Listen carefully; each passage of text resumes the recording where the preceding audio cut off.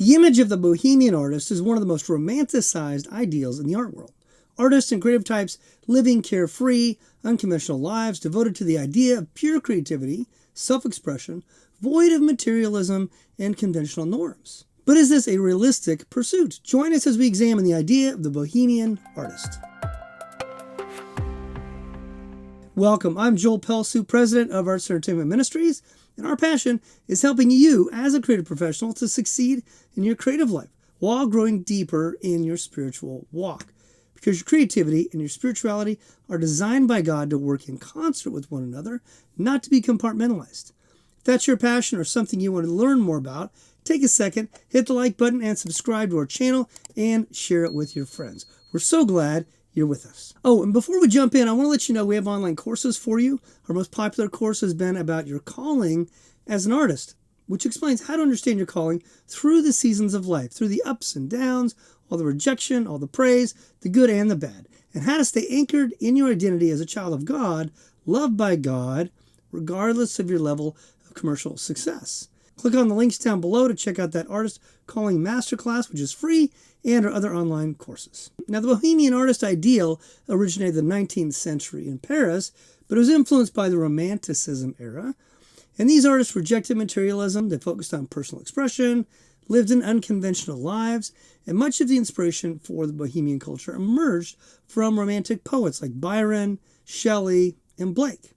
And we've seen this played out in movies like Moulin Rouge, or we see it in operas like Puccini's La Boheme, which also inspired the Broadway musical Rent, of course. We even see it in festivals like Burning Man or Coachella. If you just take a quick glance at cultural references today, you can see this ideal continues to captivate our society's imagination. There are three core problems I want to address with this Bohemian artist ideal. First, Bohemian love of the Muse leads to passivity and procrastination. Bohemian artists celebrated the Greek mythological idea of the Muse who comes to inspire your work. It went well with the idea of the artist who doesn't care about commercial success, but instead sits by the bank of the river waiting for inspiration to come from a muse, a spirit, or an animal, or a person, whatever it is. This is the opposite of one of our recent videos where we talked about the book, The War of Art by Steven Pressfield. Pressfield exposes the reality that we're all tempted to procrastinate, to delay the hard work of doing the craft and finishing the projects we've been committed to finishing. Pressfield has quote after quote and chapter after chapter showing how the lifestyle of someone like a Bohemian is likely to become an excuse to never do the hardest thing, which is to sit down, be disciplined, and get to work. This leads us to our second point. The Bohemian romanticizing of poverty leads to despising responsibility. Bohemian artists idealize living as poor people outside of society, living in nature, maybe along the bank of a river, free from having a house or responsibility.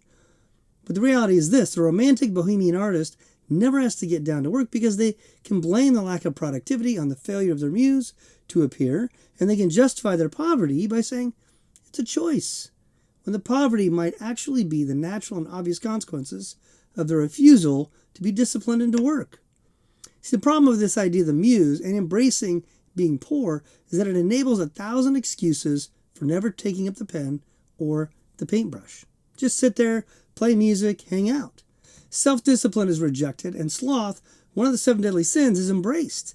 This is not the path to become a great artist, and it's not the path to honoring God with our gifts, because we're no longer being faithful to develop our gifts and skills, and we are ignoring God's call to be good stewards of our talents.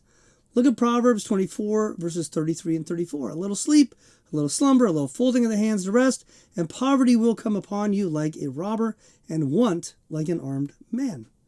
Or maybe we should think about the parable of the talents in Matthew 25. We're expected to use our gifts to develop them and make them fruitful and productive. God is not happy when we sit on our gifts, when we sit on our talents. He wants us to take risks, to invest, to get creative, try new ways to generate income through our talents. Keep using our mind and our creativity. The consequences of that kind of approach to life is poverty. And no, this isn't a statement that God is doing something to you. No, it's a statement of just how life works. Here on earth, under the sun, if you don't work, you don't flourish, you don't sell any art, and you can't provide for yourself or your family or be a blessing to others.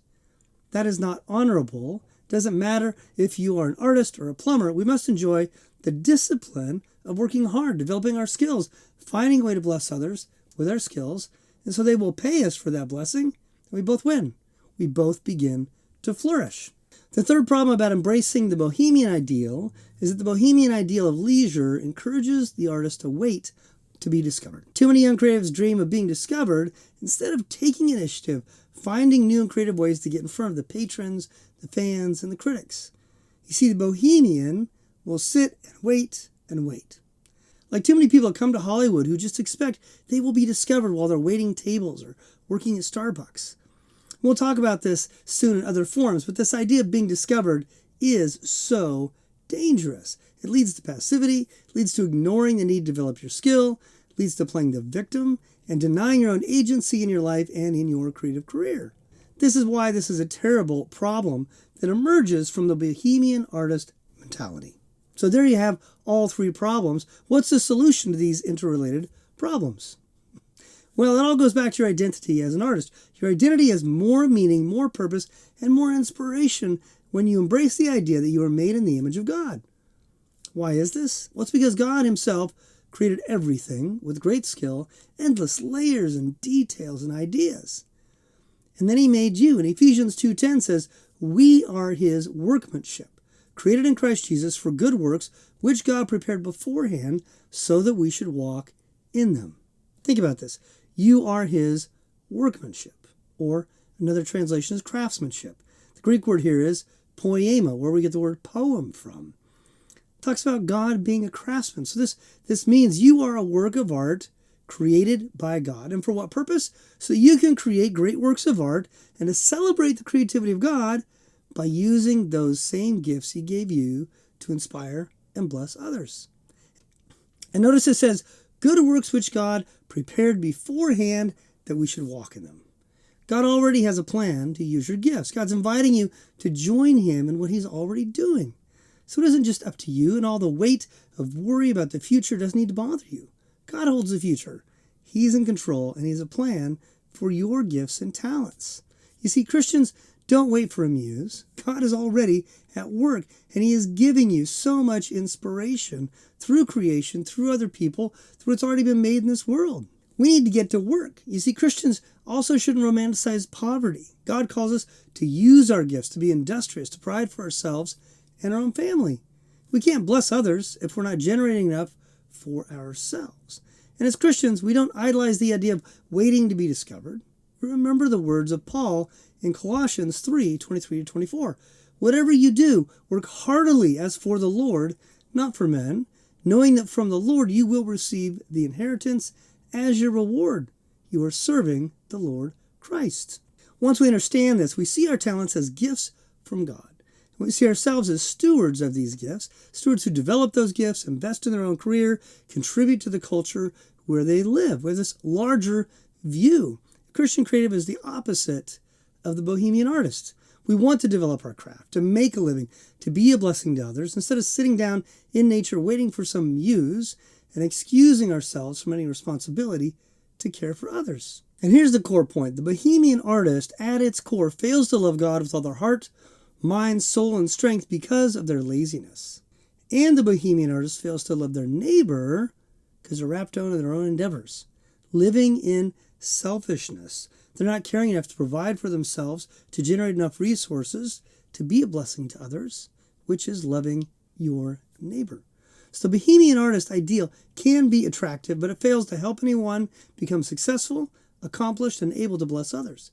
It's a lifestyle that does not and will not satisfy your soul. The only creative life that will satisfy your soul is the life anchored in your identity as a man or woman made in the image of God, which inspires us to use our gifts to honor God and compels us to love our neighbors. That is a gospel-fueled, life-giving creativity. That's what we're designed for.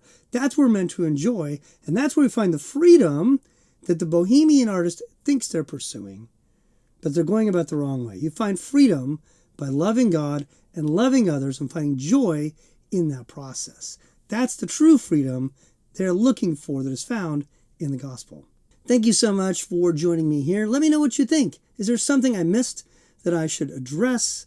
Is there something else, another topic you want me to speak on? Let me know in the comments. I'd love to get back to you and engage in a dialogue. And if you enjoyed this, check out our website and our online courses. Click on our links down below. And please take a second, hit the like button, and subscribe. As always, I pray that God blesses you and equips you to be salt and light in a world that desperately needs it.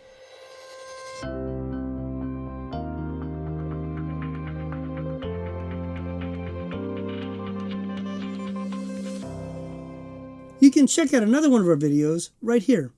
We have lots of videos here on YouTube, and we have articles on art and faith on our website.